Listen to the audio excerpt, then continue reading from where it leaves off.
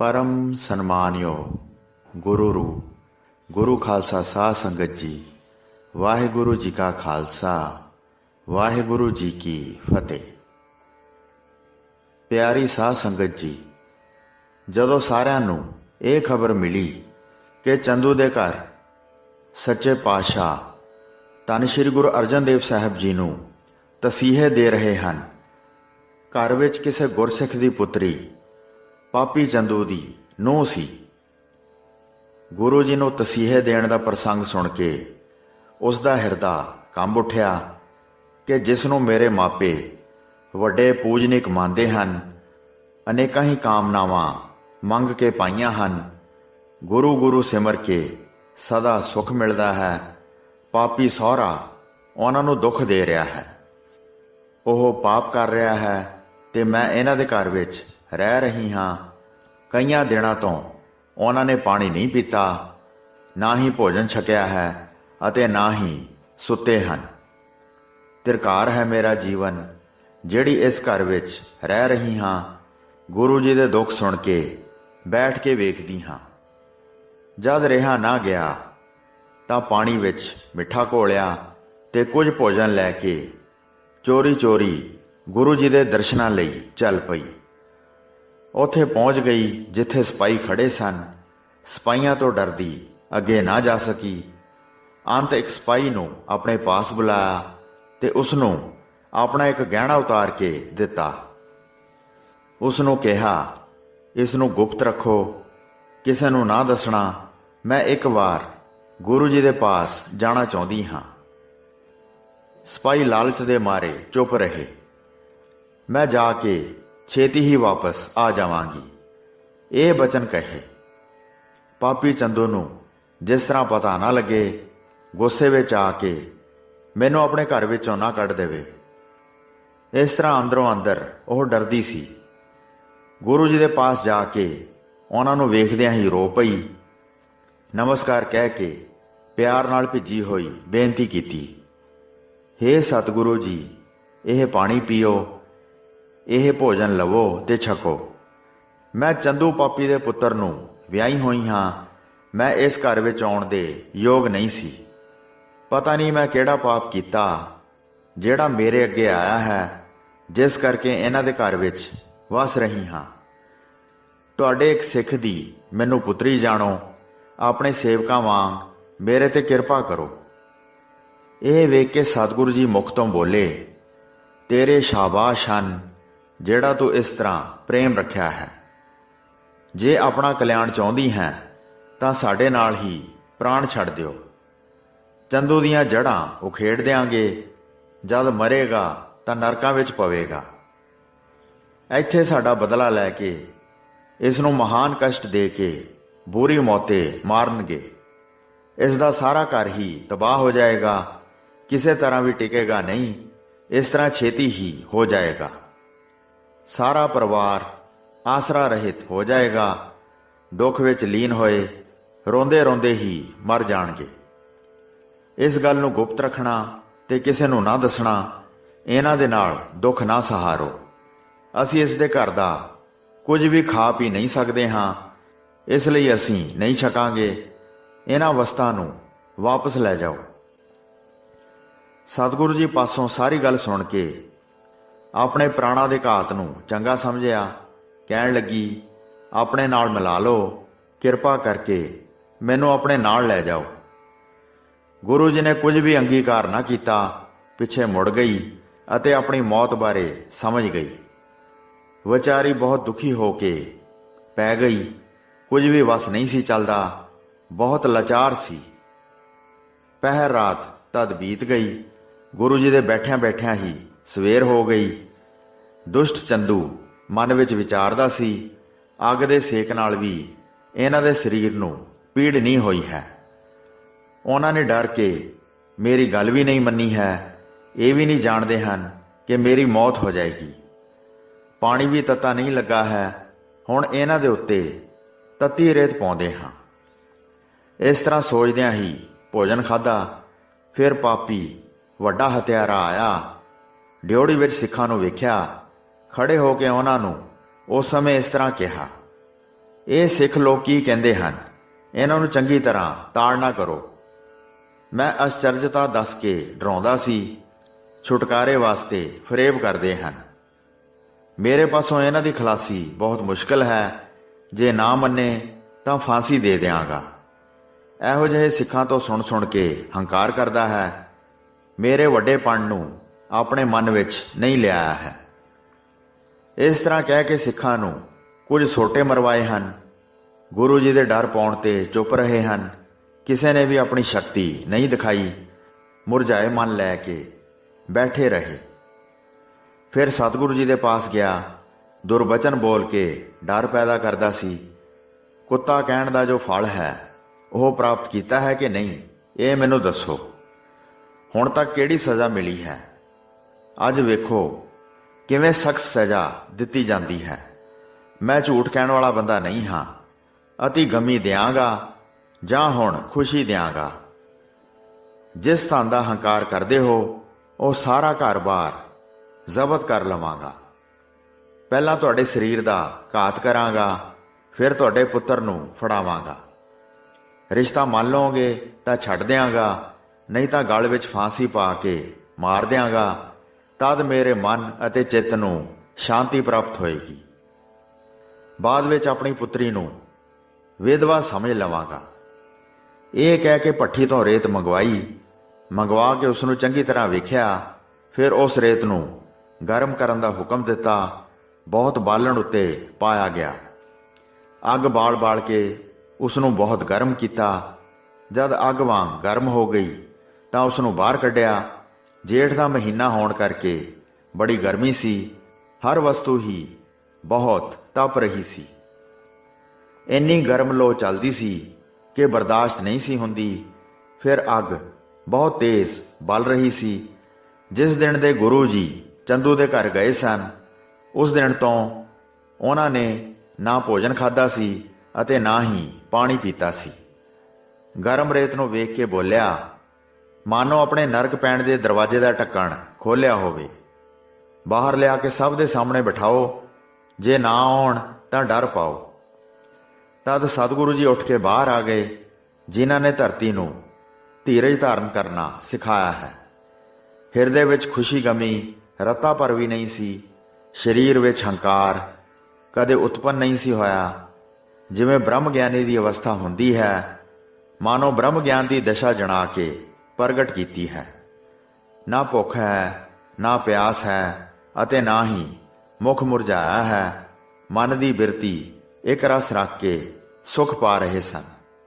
ਕੁੱਲ ਦਾ ਘਾਤੀ ਚੰਦੂ ਬੜੀ ਕਠੋਰ ਬੋਲੀ ਬੋਲ ਰਿਹਾ ਸੀ। ਇਹਨਾਂ ਨੇ ਜਿਸ ਤਰ੍ਹਾਂ ਮੇਰੀ ਛਾਤੀ ਤੱਤੀ ਕੀਤੀ ਹੈ, ਉਸ ਤਰ੍ਹਾਂ ਹੀ ਮੈਂ ਹੁਣ ਇਹਨਾਂ ਦੀ ਛਾਤੀ ਤਪਾਵਾਂਗਾ। ਇਸ ਤੋਂ ਵੱਡਾ ਹੋਰ ਕੋਈ ਵੈਰੀ ਨਹੀਂ ਹੈ। ਹੁਣ ਚੁੱਪ ਧਾਰਨ ਕੀਤੀ ਹੈ, ਕੋਈ ਗੱਲ ਨਹੀਂ ਆਉਂਦੀ ਹੈ। ਹੁਣ ਬ੍ਰਹਮ ਗਿਆਨੀ ਬਣ ਕੇ ਬਚਨ ਨਹੀਂ ਬੋਲਦੇ ਹੋ। ਕੁੱਤਾ ਕਹਿ ਕੇ ਕਲੰਕਿਤ ਕੀਤਾ ਹੈ। ਹੁਣ ਅੱਗ ਤਾਪੋ, ਜਿਵੇਂ ਮੇਰਾ ਹਿਰਦਾ ਤਪਦਾ ਹੈ। ਜਦ ਤੱਤੀ ਰੇਤ ਪਾਉਣ ਲੱਗੇ ਤਾਂ ਗੁਰੂ ਜੀ ਬੋਲੇ, ਹੇ ਮਾੜੇ ਭਾਗਾਂ ਵਾਲੇ ਮੂਰਖ, ਸੁਣ, ਆਪਣਾ ਕਿਹਾ ਨਹੀਂ ਵਿਚਾਰਦਾ। ਕੁੱਤਾ ਹੋ ਕੇ ਕਰਾੜਾ ਝੱਖ ਮਾਰਦਾ ਹੈ। ਸਾਰੇ ਵੰਸ਼ ਦੀਆਂ ਜੜ੍ਹਾਂ ਉਖੇੜਨ ਲੱਗਾ ਹੈ। ਆਪਣੇ ਉੱਤੇ ਬਹੁਤ ਵਿਪਤਾਵਾਂ ਪਾ ਰਿਹਾ ਹੈ। ਵੱਡਾ ਦੁਖਦਾਇਕ ਦੋਜ਼ਖ ਸਹੇੜੇਗਾ। ਭੈੜੀ ਮੌਤੇ ਮਰ ਕੇ ਤੁਰੰਤ ਫਲ ਪਾ ਲਵੇਂਗਾ। ਅਸੀਂ ਤਾਂ ਹੁਣ ਸਰੀਰ ਛੱਡਣਾ ਹੈ। ਸਮਾਂ ਬਹੁਤ ਨੇੜੇ ਆ ਪਹੁੰਚਿਆ ਹੈ। ਇਸ ਤਰ੍ਹਾਂ ਬੋਲਦਿਆਂ ਰੇਤ ਪਾ ਰਹੇ ਸਨ। ਰੇਤ ਅੱਗ ਵਰਗੀ ਤੱਤੀ ਸੀ। ਭਾਈ ਲੰਗਾ ਜੀ ਅਤੇ ਭਾਈ ਪਿਰਾਣਾ ਜੀ ਦੋਵੇਂ ਇੱਕ ਵਾਰ ਫਿਰ ਗੁਰੂ ਜੀ ਵੱਲ ਦੌੜੇ। ਇਹ ਤੱਤੀ ਰੇਤ ਸਾਡੇ ਸਰੀਰ ਤੇ ਪਾਓ, ਅਸੀਂ ਸੁੱਖ ਨਾਲ ਗੁਰੂ ਜੀ ਉੱਪਰ ਖੜੇ ਹੋਈਏ। ਇਸ ਕਾਰਨ ਜੇ ਪ੍ਰਾਣ ਨਿਕਲ ਜਾਣ ਤਾਂ ਅਸੀਂ ਬੜੇ ਧਨ ਹੋ ਜਾਈਏ। ਗੁਰੂ ਜੀ ਦਾ ਦੁੱਖ ਤਾਂ ਨਹੀਂ ਦੇਖਾਂਗੇ। ਬੜੀ ਚੰਗੀ ਗੱਲ ਹੋਵੇਗੀ ਜੇ ਸਾਡੀ ਦੇਹ ਦਾ ਛੁਟਕਾਰਾ ਹੋ ਜਾਏਗਾ। ਉਹਨਾਂ ਨੂੰ ਵੇਖ ਕੇ ਚੰਦੂ ਨੇ ਸਿਪਾਹੀਆਂ ਨੂੰ ਇਸ਼ਾਰਾ ਕੀਤਾ। ਉਹ ਲਾਠੀਆਂ ਲੈ ਕੇ ਟੁੱਟ ਕੇ ਪੈ ਗਏ। ਹੱਥਾਂ ਤੇ ਪੈਰਾਂ ਤੇ ਬਹੁਤ ਲਾਠੀਆਂ ਮਾਰੀਆਂ ਅਤੇ ਬਹੁਤ ਜ਼ੋਰ ਲਾ ਕੇ ਫੜ ਕੇ ਉਹਨਾਂ ਨੂੰ ਵਾਪਸ ਮੋੜਿਆ। ਗੁਰੂ ਜੀ ਨੇ ਫਿਰ ਉਹਨਾਂ ਨੂੰ ਬਹੁਤ ਵਰਜਿਆ, ਤੁਸੀਂ ਮਨ ਵਿੱਚ ਕਿਉਂ ਕ੍ਰੋਧ ਕਰਦੇ ਹੋ? ਬੈਠੇ ਰਹੋ, ਮਾਰ ਕਿਉਂ ਖਾਂਦੇ ਹੋ? ਇਹ ਸਭ ਕੁਝ ਸਾਡੀ ਆਗਿਆ ਅਨੁਸਾਰ ਹੋ ਰਿਹਾ ਹੈ।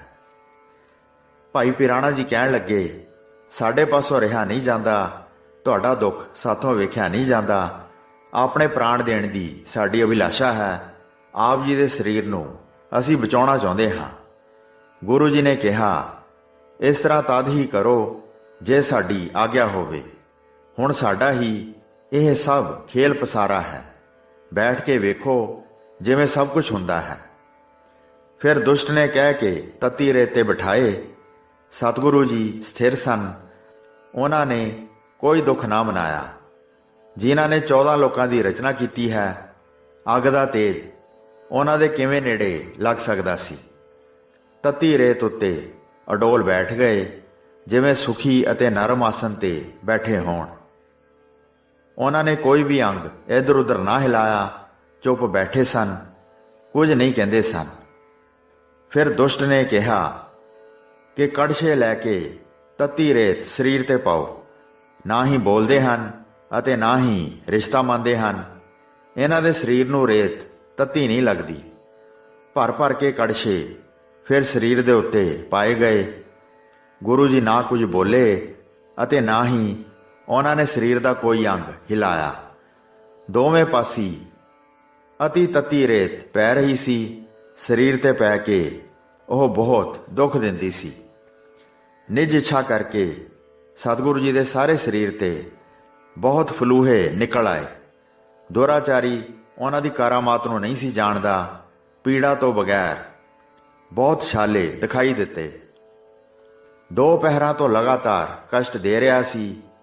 ਦੁਸ਼ਟ ਨੇ ਮਨ ਵਿੱਚ ਕੋਈ ਡਰ ਨਾ ਮੰਨਿਆ। ਗੁਰੂ ਜੀ ਚੁੱਪ ਅਤੇ ਅਡੋਲ ਬੈਠੇ ਰਹੇ। ਸਤਿਗੁਰੂ ਜੀ ਦੀ ਮਹਿਮਾ ਬਹੁਤ ਮਹਾਨ ਹੈ। ਨਾ ਜਰੇ ਜਾਣ ਨੂੰ ਜਰਨ ਦੀ ਉਹਨਾਂ ਨੇ ਹੱਦ ਦਿਖਾ ਦਿੱਤੀ। ਕਿਸੇ ਨੇ ਵੀ ਕਦੇ ਇੰਨੇ ਕਸ਼ਟ ਨਹੀਂ ਝੱਲੇ ਹਨ। ਇੰਦਰ ਆਦਿ ਜਿੰਨੇ ਵੀ ਸਵਰਗਾਂ ਵਿੱਚ ਦੇਵਤੇ ਹਨ, ਸਾਰੇ ਗੁਰੂ ਜੀ ਦੇ ਚਰਿੱਤਰ ਨੂੰ ਵੇਖ ਕੇ ਹੈਰਾਨ ਰਹਿ ਗਏ। ਧੰਨ ਧੰਨ ਸਾਰੇ ਕਹਿ ਰਹੇ ਸਨ, ਇਹਨਾਂ ਤੋਂ ਬਗੈਰ ਐਸਾ ਹੋਰ ਕੋਈ ਨਹੀਂ ਹੈ। ਸਾਰੇ ਦੇਵਤਾ ਬੰਦਨਾ ਕਰਕੇ ਆਪਣੇ ਘਰਾਂ ਨੂੰ ਚਲੇ ਗਏ ਤੇ ਆਪਸ ਵਿੱਚ ਬ੍ਰਿਤਾਂਤ ਦਾ ਉਚਾਰਨ ਕਰ ਰਹੇ ਸਨ। ਦੁਸ਼ਟ ਚਲੇ ਗਿਆ ਤਾਂ ਗੁਰੂ ਜੀ ਨੂੰ ਬਾਹਰ ਕੱਢਿਆ। ਜਿੱਥੇ ਪਹਿਲਾਂ ਬੈਠੇ ਸਨ ਉੱਥੇ ਹੀ ਫਿਰ ਜਾ ਬੈਠੇ। ਸਾਰੇ ਸਰੀਰ ਉੱਤੇ ਸੜਨ ਕਾਰਨ ਫਲੂਹੇ ਪੈ ਗਏ ਸਨ। ਪਹਿਰ ਰਾਤ ਬੀਤ ਗਈ। ਸਾਰੇ ਹੀ ਹਨੇਰਾ ਛਾ ਗਿਆ। ਉਹਨਾਂ ਲੋਕਾਂ ਵਿੱਚ ਵੱਡੀ ਪੱਧਰ ਤੇ ਖਲਬਲੀ ਮਚ ਗਈ, ਜਿਹੜੇ ਜੱਗ ਵਿੱਚ ਵੱਡੀ ਪੱਧਰ ਤੇ ਕਰਾਮਾਤ ਵਾਲੇ ਸਨ। ਸਾਰੀ ਰਾਤ ਬੀਤ ਗਈ। ਦਿਨ ਚੜ੍ਹਨ ਉੱਤੇ ਪਾਪੀ ਚੰਦੂ ਆ ਗਿਆ। ਵੱਡਾ ਹਠੀ ਹਿਰਦੇ ਵਿੱਚ ਵਿਚਾਰਦਾ ਸੀ। ਇੰਨੇ ਕਸ਼ਟ ਦੇਣ ਤੇ ਵੀ ਬੋਲਦੇ ਨਹੀਂ ਹਨ। ਡਰਾਉਣ ਨਾਲ ਇਹ ਰਿਸ਼ਤਾ ਮੰਨਣ ਵਾਲੇ ਨਹੀਂ ਹਨ। ਕਿਸੇ ਡਰ ਤੋਂ ਬਗੈਰ ਬਚਨ ਬੋਲਦੇ ਹਨ। ਵਾਰ-ਵਾਰ ਗਰਮ ਜਲ ਤੇ ਗਰਮ ਰੇਤ ਪਾਈ ਹੈ। ਅਤ ਦੁਖੀ ਕਰਨ ਨਾਲ ਵੀ ਉਹ ਸਥਿਰ ਰਹੇ ਹਨ। ਪ੍ਰਾਣ ਜਾਣ ਤੱਕ ਮੈਂ ਵੀ ਹੱਠ ਰੱਖਾਂਗਾ। ਤਦ ਤੱਕ ਮੈਂ ਜਿਉਂਦਾ ਹਾਂ। ਮੈਂ ਵੀ ਆਪਣੇ ਹੱਠ ਨੂੰ ਨਹੀਂ ਛੱਡਾਂਗਾ। ਅੱਜ ਲੋਹ ਨੂੰ ਬਹੁਤ ਗਰਮ ਕਰਾਂਗਾ ਤੇ ਉਸ ਉੱਤੇ ਉਹਨਾਂ ਨੂੰ ਖੜੇ ਕਰਾਂਗਾ। ਉਸ ਸਮੇਂ ਆਪੇ ਹੀ ਬੋਲਣਗੇ। ਇਸ ਤਰ੍ਹਾਂ ਪਾਪੀ ਨੇ ਹਿਰਦੇ ਵਿੱਚ ਵਿਚਾਰ ਕੀਤੀ ਅਤੇ ਸੋਚਿਆ ਕਿ ਮੈਂ ਕਹਾਂਗਾ ਕਿ ਰਿਸ਼ਤਾ ਲਵੋਗੇ ਕਿ ਕਤਲ ਕਰ ਦਿਆਂ। ਇਹ ਕਹਿ ਕੇ ਵੱਡੀ ਲੋਹ ਮੰਗਵਾਈ। ਉਸ ਵਿੱਚ ਲੱਕੜਾਂ ਪਾ ਕੇ ਅੱਗ ਬਾਲੀ। ਲੋਹ ਨੂੰ ਤਾਂਬੇ ਵਾਂਗ ਲਾਲ ਕੀਤਾ। ਪਾਪੀ ਨੇ ਵੇਖ ਕੇ ਗੁਰੂ ਜੀ ਨੂੰ ਬੁਲਾ ਲਿਆ। ਇਸ ਤੇ ਖੜੇ ਹੋ ਕੇ ਗਰਮੀ ਬਰਦਾਸ਼ਤ ਕਰੋ, ਨਹੀਂ ਤਾਂ ਮੇਰੀ ਲੜਕੀ ਦਾ ਰਿਸ਼ਤਾ ਲਵੋ। ਗੁਰੂ ਜੀ ਨੇ ਕੋਈ ਵੀ ਉੱਤਰ ਨਾ ਦਿੱਤਾ। ਗੁਰੂ ਜੀ ਨੇ ਲੋਹ ਉੱਤੇ ਚੜ੍ਹਨ ਦਾ ਮਨ ਬਣਾਇਆ ਸੀ। ਜੇ ਕਿਸੇ ਨੇ ਜਨਮ ਦਾ ਚੰਡਾਲ ਵੀ ਵੇਖਿਆ ਹੋਵੇ, ਸਾਰੇ ਵੇਖ ਕੇ ਹਾਹਾਕਾਰ ਕਹਿ ਉੱਠੇ। ਕਹਿੰਦੇ ਸਨ, ਇਹ ਚੰਡਾਲਾਂ ਤੋਂ ਵੀ ਵੱਡਾ ਪਾਪੀ ਹੈ। ਇਸ ਦੇ ਹਿਰਦੇ ਵਿੱਚ ਦਿਆਲਤਾ ਕਦੇ ਵੀ ਉਤਪੰਨ ਨਹੀਂ ਹੁੰਦੀ। ਗੁਰੂ ਜੀ ਲੋਹ ਉੱਤੇ ਚੜ੍ਹ ਕੇ ਸਥਿਰ ਰੂਪ ਵਿੱਚ ਬੈਠ ਗਏ। ਵੇਖ ਵੇਖ ਕੇ ਸਿੱਖਾਂ ਦਾ ਦੁੱਖ ਬਹੁਤ ਵੱਧਦਾ ਸੀ। ਉਹ ਗੁਰੂ ਜੀ ਦੇ ਪਾਸ ਜਾਣਾ ਚਾਹੁੰਦੇ ਸਨ, ਪਰ ਗੁਰੂ ਜੀ ਪਾਸ ਜਾਣ ਨਹੀਂ ਸੀ ਦਿੰਦੇ। ਰੱਸਿਆਂ ਨਾਲ ਬੰਨ੍ਹ ਕੇ ਪੱਕਿਆਂ ਕਰ ਲੈਂਦੇ ਸਨ। ਅੱਗ ਨੇ ਆਪਣਾ ਸੁਭਾਅ ਉਲਟਾ ਲਿਆ ਹੈ, ਭਾਵ ਉਹ ਠੰਡੀ ਹੋ ਗਈ ਹੈ। ਗੁਰੂ ਜੀ ਤੋਂ ਡਰਦੀ ਨੇ ਆਪਣਾ ਤੇਜ ਹੀ ਛੱਡ ਦਿੱਤਾ ਹੈ। ਗੁਰੂ ਜੀ ਇੱਕ ਪਹਿਰ ਤੱਕ ਤੱਤੀ ਲੋਹ ਦੇ ਉੱਤੇ ਹੀ ਬੈਠੇ ਰਹੇ। ਅੰਤ ਵਿੱਚ ਆਪ ਹੀ ਲੋਹ ਤੋਂ ਉਤਾਰਿਆ ਗਿਆ। ਫਿਰ ਅੱਗੇ ਕੀ ਕਰਨਾ ਹੈ, ਉਹਨਾਂ ਉਪਾਵਾਂ ਨੂੰ ਚਿਤਵਦਾ ਹੈ। ਸੋਚਦਾ ਹੈ ਕਿ ਬੋਲੇ ਨਹੀਂ ਹਨ, ਨਾ ਹੀ ਮਨ ਵਿੱਚ ਡਰ ਪਾਇਆ ਹੈ। ਕਿਹੜਾ ਯਤਨ ਕਰਕੇ ਇਹਨਾਂ ਨੂੰ ਮਨਾਵਾਂ, ਕਿਹੜਾ ਨਵਾਂ ਸੰਕਟ ਇਹਨਾਂ ਨੂੰ ਦਿਖਾਵਾਂ, ਜਿਸ ਕਰਕੇ ਇਹ ਵਾਧੂ ਡਰ ਸਮਝਣ ਅਤੇ ਆਪਣੀ ਚੁੱਪ ਨੂੰ ਛੱਡ ਕੇ ਤੁਰੰਤ ਬੋਲਣ। ਇਹ ਵੱਡੇ ਧਰਮੀ ਹਨ, ਇਸ ਕਰਕੇ ਆਪਣੇ ਧਰਮ ਨੂੰ ਸੰਭਾਲਣਗੇ ਅਤੇ ਪ੍ਰਾਣ ਚਲੇ ਜਾਣ ਦੀ ਪਰਵਾਹ ਨਹੀਂ ਕਰਨਗੇ। ਇਸ ਕਰਕੇ ਇਹ ਧਰਮ ਜਾਣ ਤੋਂ ਡਰਦੇ ਹਨ। ਇਹ ਵੀ ਇਹਨਾਂ ਦੀ ਆਸ ਪੂਰੀ ਕਰਦਾ ਹਾਂ। ਇਸ ਤਰ੍ਹਾਂ ਨਿਸ਼ਚੇ ਕਰਕੇ ਮੂਰਖ ਨੇ ਆਪਣੇ ਮਨ ਵਿੱਚ ਗੱਲ ਇਹ ਪੱਕੀ ਕਰ ਲਈ ਅਤੇ ਆਪਣੇ ਸਿਪਾਹੀਆਂ ਨੂੰ ਕਹਿਣ ਲੱਗਾ, ਅੱਜ ਹੀ ਕੋਈ ਬੰਦਾ ਚੰਡਾਲਾਂ ਪਾਸ ਚੱਲ ਕੇ ਜਾਓ ਤੇ ਅੱਜ ਹੀ ਕਿਸੇ ਗਾਂ ਦੀ ਹੱਤਿਆ ਕਰੋ। ਫਿਰ ਗਾਂ ਦਾ ਚੰਮ ਉਤਾਰ ਕੇ ਲਿਆਓ ਅਤੇ ਇਹਨਾਂ ਦੇ ਸਾਰੇ ਸਰੀਰ ਨੂੰ ਉਸ ਚੰਮ ਵਿੱਚ ਮੜ ਦਿਓ।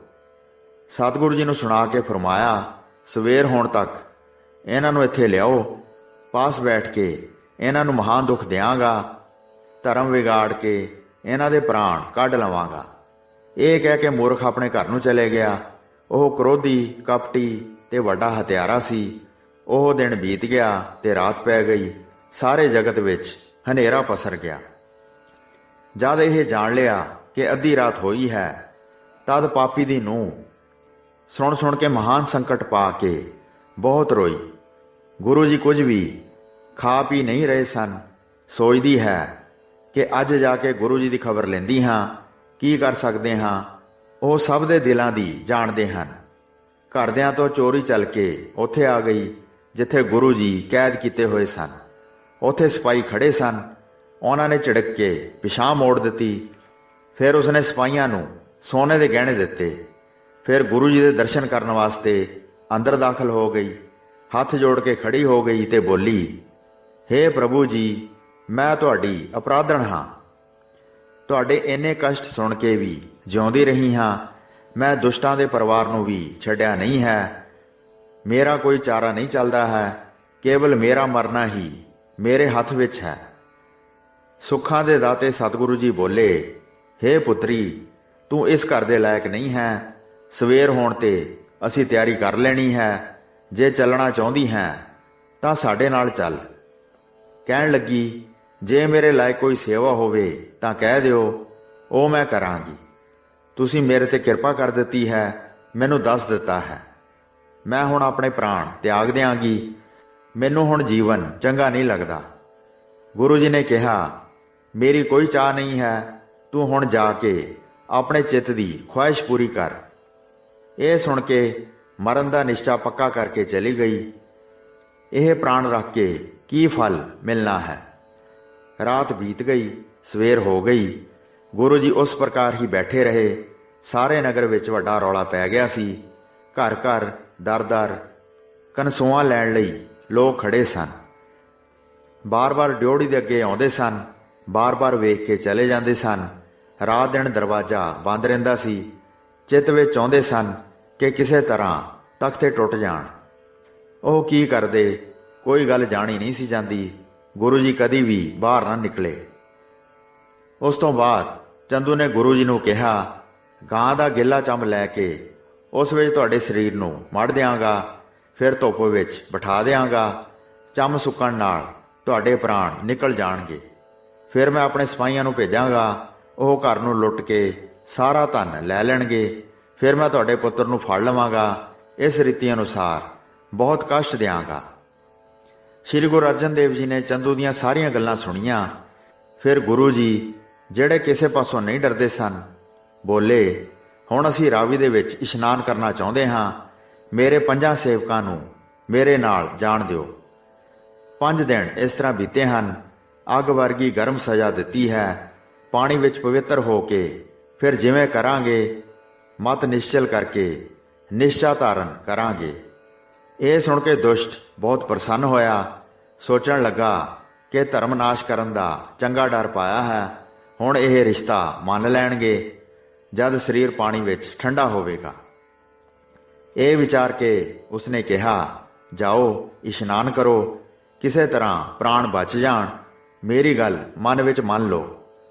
10 ਸਿਪਾਹੀਆਂ ਨੂੰ ਉਸਨੇ ਸਾਵਧਾਨ ਕਰ ਦਿੱਤਾ, ਤਲਵਾਰਾਂ ਤੇ ਢਾਲਾਂ ਨਾਲ ਲੈ ਕੇ ਜਾਓ, ਇਹਨਾਂ ਨੂੰ ਆਪਣੀ ਨਜ਼ਰ ਹੇਠ ਰੱਖੋ, ਬਾਹਰ ਕਿਸੇ ਨਾਲ ਵੀ ਕੋਈ ਗੱਲ ਨਾ ਕਰਨ। ਇਸ ਤਰ੍ਹਾਂ ਕਹਿ ਕੇ ਬੜੀ ਤਕੜਾਈ ਕਰ ਦਿੱਤੀ। ਮੂਰਖ ਪਾਸੋਂ ਸੁਣ ਕੇ ਗੁਰੂ ਜੀ ਚੱਲ ਪਏ। ਸਾਰੇ ਸਰੀਰ ਤੇ ਫਲੂਹੇ ਨਿਕਲੇ ਹੋਏ ਸਨ, ਵੱਡੇ ਵੱਡੇ ਜ਼ਖਮ ਚਾਦਰ ਦੇ ਹੇਠਾਂ ਟਕੇ ਹੋਏ ਸਨ, ਚਰਨਾਂ ਦੀਆਂ ਤਲੀਆਂ ਸੜੀਆਂ ਹੋਈਆਂ ਸਨ। ਗੁਰੂ ਜੀ ਹੌਲੀ ਹੌਲੀ ਧਰਤੀ ਤੇ ਪੈਰ ਰੱਖ ਕੇ ਜਾ ਰਹੇ ਸਨ। ਆਪਣੇ ਪਾਸ ਜਦ ਭਾਈ ਪਿਰਾਣੇ ਨੂੰ ਵੇਖਿਆ ਤਾਂ ਉਸ ਦਾ ਮੋਢਾ ਫੜ ਕੇ ਨਾਲ ਨਾਲ ਚੱਲ ਪਏ। ਨਦੀ ਦੇ ਕਿਨਾਰੇ ਇੱਕ ਮੋਰੀ ਸੀ। ਗੁਰੂ ਜੀ ਉਸ ਵਿੱਚ ਦਾਖਲ ਹੋ ਕੇ ਬਾਹਰ ਨਿਕਲੇ। ਕੋਈ ਕੋਈ ਮਨੁੱਖ ਵੇਖ ਕੇ ਨਮਸਕਾਰ ਕਰਦਾ ਸੀ। ਉਸ ਸਮੇਂ ਮੂੰਹ ਤੇ ਲਾਲ ਛਾਲੇ ਪਏ ਹੋਏ ਸਨ। 5 ਦਿਨਾਂ ਤੋਂ ਨਾ ਭੋਜਨ ਛਕਿਆ ਸੀ ਅਤੇ ਨਾ ਹੀ ਪਾਣੀ ਪੀਤਾ ਸੀ। ਸਰੀਰ ਬਿਲਕੁਲ ਦੁਰਬਲ ਹੋ ਗਿਆ ਸੀ। ਮੂਰਖ ਨੇ ਬਹੁਤ ਸਜ਼ਾ ਦਿੱਤੀ ਸੀ। ਮਨੁੱਖ ਵੇਖ ਵੇਖ ਕੇ ਹੈਰਾਨ ਹੋ ਰਹੇ ਸਨ, ਇਹਨਾਂ ਦੀ ਕੀ ਹਾਲਤ ਹੋ ਗਈ ਹੈ। ਗੁਰੂ ਜੀ ਜਾ ਰਹੇ ਹਨ, ਪਰ ਚਿੱਤ ਦੀ ਬਿਰਤੀ ਇੱਕ ਰਸ ਸੀ। ਪਹਿਲਾਂ ਵਾਂਗ ਹੀ ਗੁਰੂ ਜੀ ਆਨੰਦਮਈ ਸਨ। ਤਨ ਦੀ ਪੀੜ ਹੋਣ ਨਾਲ ਡਾਵਾਂਡੋਲ ਨਹੀਂ ਸੀ ਹੋਏ।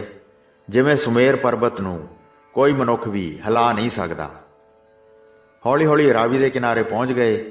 ਜਦ ਪਾਣੀ ਨੂੰ ਜਾ ਕੇ ਛੂਹਿਆ ਤਾਂ ਉਹ ਬਹੁਤ ਠੰਡਾ ਸੀ। ਹੱਥਾਂ ਅਤੇ ਮੁਖੜੇ ਨੂੰ ਗੁਰੂ ਜੀ ਨੇ ਸਾਫ਼ ਕੀਤਾ। ਫਿਰ ਭਾਈ ਲੰਗਾਹ ਨੇ ਚਰਨ ਕਮਲ ਫੜ ਕੇ ਸਾਫ਼ ਕੀਤੇ। ਗੁਰੂ ਜੀ ਨੇ ਫਿਰ ਜਲ ਵਿੱਚ ਪ੍ਰਵੇਸ਼ ਕਰਕੇ ਇਸ਼ਨਾਨ ਕੀਤਾ। ਫਿਰ ਬਾਹਰ ਨਿਕਲ ਕੇ ਖੁਸ਼ਕ ਕੱਪੜੇ ਨਾਲ ਸਰੀਰ ਨੂੰ ਸਾਫ਼ ਕੀਤਾ। ਦਿਲ ਵਿੱਚ ਬੜਾ ਹੀ ਪ੍ਰੇਮ ਧਾਰ ਕੇ ਸ਼੍ਰੀ ਜਪਜੀ ਸਾਹਿਬ ਦਾ ਪਾਠ ਕੀਤਾ, ਜਿਹੜਾ ਸਿੱਖਾਂ ਨੂੰ ਮੁਕਤੀ ਬਖਸ਼ਦਾ ਹੈ। ਫਿਰ ਬਾਕੀ 5 ਸਿੱਖਾਂ ਨੇ ਇਸ਼ਨਾਨ ਕੀਤਾ, ਗੁਰਬਾਣੀ ਦਾ ਪਾਠ ਕੀਤਾ। ਸਾਰੇ ਸਤਿਗੁਰੂ ਜੀ ਦੇ ਇਰਦ ਗਿਰਦ ਖੜੇ ਹੋ ਗਏ। ਸ਼੍ਰੀ ਜਪਜੀ ਸਾਹਿਬ ਦਾ ਪਾਠ ਸੁਣਿਆ, ਭੋਗ ਪਾ ਕੇ ਸਿਰ ਨਿਵਾਇਆ। ਫਿਰ ਗੁਰੂ ਜੀ ਨੇ ਸਿੱਖਾਂ ਨੂੰ ਕਿਹਾ, ਹੁਣ ਅਸੀਂ ਪਰਲੋਕ ਜਾਣਾ ਚਾਹੁੰਦੇ ਹਾਂ। ਜਿਸ ਤਰ੍ਹਾਂ ਸਾਡਾ ਚਿੱਤ ਚਾਹੁੰਦਾ ਸੀ, ਅਸੀਂ ਉਸ ਤਰ੍ਹਾਂ ਹੀ ਕੀਤਾ ਹੈ। ਸਾਡੇ ਸਰੀਰ ਦਾ ਦਾਹ ਸੰਸਕਾਰ ਨਹੀਂ ਕਰਨਾ ਹੈ, ਇਸ ਨੂੰ ਨਦੀ ਦੇ ਪਾਣੀ ਵਿੱਚ ਪ੍ਰਵਾਹ ਕਰ ਦੇਣਾ ਹੈ। ਇਹ ਦਰਿਆ ਹੀ ਸਾਡੇ ਦਰਸ਼ਨ ਹਨ। ਉੱਤਰ ਵਾਲੇ ਪਾਸੇ ਸਾਡਾ ਸਿਰ ਹੋਵੇਗਾ ਤੇ ਦੱਖਣ ਵਾਲੇ ਪਾਸੇ ਚਰਨ ਹੋਣਗੇ। ਵਿਦਿਆਧਰ ਆਦਿ ਦੇਵਤੇ ਬੜੇ ਉਤਾਵਲੇ ਹੋ ਕੇ ਆਏ। ਕਿੰਨਰ, ਜੱਚ ਅਤੇ ਅਪਸਰਾਂ ਵੀ ਆਈਆਂ। ਸਾਰੇ ਸਿੱਧ, ਭੱਟ ਅਤੇ ਸਮੂਹ ਦੇਵਤੇ ਚੱਲ ਕੇ ਆਏ। ਉਹ ਆਕਾਸ਼ ਵਿੱਚ ਟਿਕ ਕੇ ਜੈ ਜੈਕਾਰ ਕਰ ਰਹੇ ਸਨ। ਬ੍ਰਹਮਾ, ਵਿਸ਼ਨੂੰ, ਮਹੇਸ਼ ਸਾਰੇ ਦੇਵੀ ਦੇਵਤੇ ਗੁਰੂ ਜੀ ਦੇ ਦਰਸ਼ਨਾਂ ਵਾਸਤੇ ਚੱਲ ਕੇ ਆਏ। ਕਰਾਮਾਤੀ ਪੀਰਾਂ ਫਕੀਰਾਂ ਦਾ ਮੇਲਾ ਲੱਗ ਗਿਆ। ਗੁਪਤ ਲੋਕ ਦੇ ਵਾਸੀ ਵੀ ਆ ਕੇ ਆਨੰਦ ਮੰਗਲ ਕਰਨ ਲੱਗੇ। ਗੁਰੂ ਜੀ ਨੇ ਫਿਰ ਇੱਕ ਕੱਪੜਾ ਲੈ ਕੇ ਧਰਤੀ ਉੱਤੇ ਵਿਛਾਇਆ, ਵੱਡਾ ਚਾਦਰਾ ਉੱਪਰ ਲੈ ਲਿਆ, ਸਾਰਾ ਸਰੀਰ ਢੱਕ ਕੇ ਲੰਮੇ ਪੈ ਗਏ। ਸੱਚਖੰਡ ਵਿੱਚ ਆਪਣੇ ਘਰ ਵਿੱਚ ਜਾਣ ਲੱਗੇ ਸਨ। ਜਦ ਸਰੀਰ ਛੱਡ ਕੇ ਬਿਬਾਨ ਵਿੱਚ ਚੜ੍ਹ ਗਏ ਤਾਂ ਦੇਵਤਿਆਂ ਨੇ ਧੌਂਸਿਆਂ ਤੇ ਡੰਕੇ ਵਜਾਏ। ਦੇਵਤੇ ਚਿੱਟੇ ਫੁੱਲਾਂ ਦੇ ਬੁੱਕ ਭਰ ਭਰ ਕੇ ਸੁੱਟ ਰਹੇ ਸਨ ਤੇ ਇੱਕੋ ਵਾਰ ਜੈ ਜੈ ਦਾ ਉਚਾਰਨ ਕਰਦੇ ਸਨ। ਉਧਰ ਸਤਿਗੁਰੂ ਜੀ ਦੇ ਸੱਚਖੰਡ ਗਮਨ ਦੀ ਖਬਰ ਸਾਰੇ ਫੈਲ ਗਈ। ਸਾਰੇ ਸ਼ਹਿਰ ਵਿੱਚ ਵੱਡਾ ਰੌਲਾ ਪੈ ਗਿਆ। ਜਿਸ ਦਿਨ ਸਤਿਗੁਰੂ ਜੀ ਸੱਚਖੰਡ ਨੂੰ ਗਏ ਸਨ, ਉਸੇ ਦਿਨ ਹੀ ਚੰਦੂ ਦੀ ਨਹੁੰ ਨੇ ਵੀ ਆਪਣਾ ਸਰੀਰ ਛੱਡ ਦਿੱਤਾ ਤੇ ਗੁਰੂ ਜੀ ਦੇ ਵਿੱਚ ਹੀ ਜਾ ਕੇ ਸਮਾ ਗਈ।